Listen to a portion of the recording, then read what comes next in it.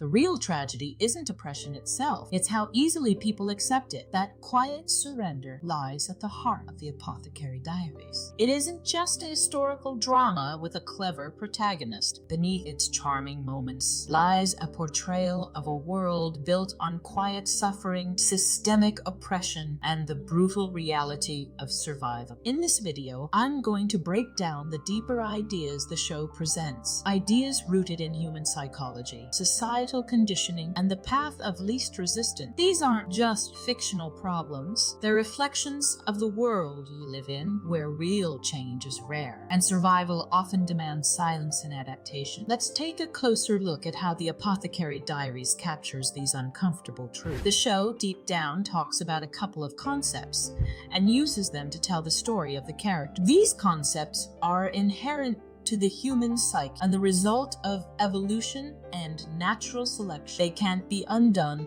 in just a couple of years. The only real way to solve these problems is by being open to learning. But unfortunately, being open-minded is very hard because of the conditioning humans go through in childhood. The word I'd use to describe the Apothecary Diaries is uncomfortable. It feels real, even though the way the show is presented includes some light or funny moments to keep viewers engaged.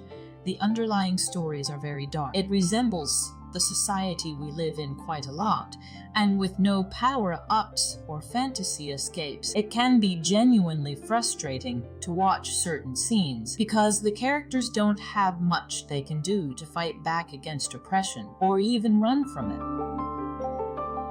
There's a concept in the world called the path of least resistance. It's the idea that a current, like water or electricity, will naturally flow where there's the least amount of resistance. Water will always choose the easiest path forward, and most people with cars will drive on asphalt because it's smoother, more comfortable, and easier. That same idea applies to human emotions too. The truth is, most people choose not to think for themselves because thinking is hard. And if you can get by without doing it, why wouldn't you? This beautifully ties to the story of the ones who walk away from Omelas. Omelas is a seemingly perfect utopian city full of happiness, prosperity, and peace. But there's a dark condition. All of their happiness depends on the suffering of one single child who is locked away in a filthy room, alone, abused, and neglected. Every citizen of Omelas learns about the child when they're old enough. Most people accept the child's suffering as the price for the greater good and choose to live with it. But some, the ones who walk away, leave Omelas. They silently disappear, unwilling to be complicit. It is unfortunate that it is the case that the ones who walk away are usually way fewer than the ones who keep living their lives as if nothing just happened. People ignore oppression as long as their lives remain unaffected. Even those who do care face the normalization process, and oppression becomes normal for them. You'd be amazed at how much the world of the Apothecary Diaries resembles our own. The story takes place around 500 years ago, but it feels like the same ideas just keep repeating. Only now we have smartphones in our hand.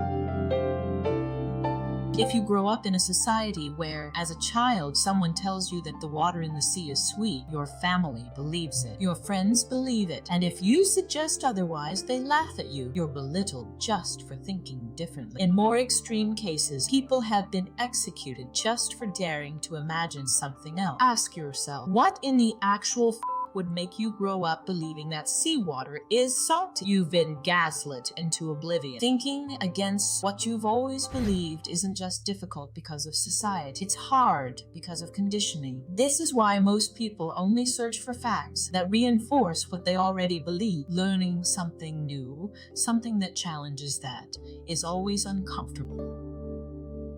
The third and final concept that dominates the underlying story is self-preservation. In most cases, people will do anything to stay alive. That's been the driving force throughout all of history, and it's true for all animals. This is why children cry when they're hurt or hungry. At that stage, crying is the only tool they have to survive and get what they need. People push themselves to extremes just to keep going. They wake up, go outside, work, all in the name of staying alive. But in the case of depression, that drive disappears. A person just stops caring. And that's exactly why depression is such a deeply dangerous disease. Women in the show are aware. You can see it with Mama, how she uses makeup not to enhance her beauty, but to beautify herself, because you never know what a dissatisfied customer might do. Women don't have the luxury of taking it easy. You always have to be on edge, and that takes a mental toll. Anyone who does would only end up making their life harder, so most people just stay quiet. In a society like this, children grow up thinking that what's wrong is actually right. If everyone around them acts like women are inferior,